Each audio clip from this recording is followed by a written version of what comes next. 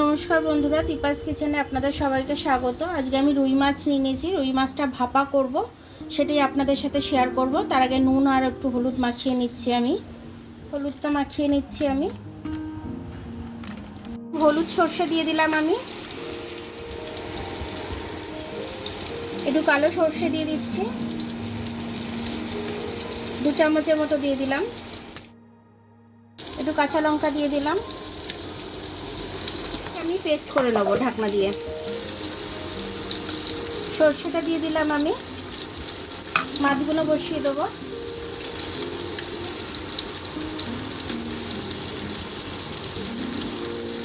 একটু নুন দিয়ে দিলাম। আমি বাদবাকি নুনটা আমি সর্ষের মধ্যে দিয়ে দিয়েছি। একটু টমেটো কুচি দিয়ে দেবো। ওটা কাঁচা লঙ্কা দিয়ে দিচ্ছি। একটু হলুদ গুঁড়ো দিয়ে দিলাম। একটু চামচ দিয়ে নেড়ে দেবো। এবার আমি সর্ষের তেল দিয়ে দিচ্ছি এর ওপরে। ভালো করে তেলটা দিয়ে দিয়েছি, দিয়ে আমি একটু নেড়ে দিচ্ছি যাতে তলায় তলায় তেলটা চলে যায়। একটু ধনেপাতা ছড়িয়ে দিচ্ছি এর ওপর দিয়ে। আমি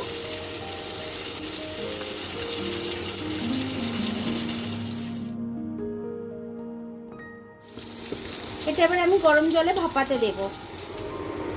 এটা আমি ভাপাতে দিয়ে দিলাম। ঢাকনাটা খুলে আমি একটু দেখে নেব। জলটা তো অনেকটাই শুকিয়ে গেছে, নামিয়ে নেব। মাছ ভাপাটা খুব সুন্দর হয়েছে। আমার গন্ধটা খুব সুন্দর ছাড়ছে। এই গন্ধতেই মাছটা খাওয়া হয়ে যাবে। দারুণ হয়েছে। টমেটো ধনেপাতা সব কিছু দিয়েছি, কাঁচা লঙ্কা দিয়েছি, খুব ভালো হয়েছে খেতে। আমার ভিডিওটা দেখার জন্য অনেক অনেক ধন্যবাদ।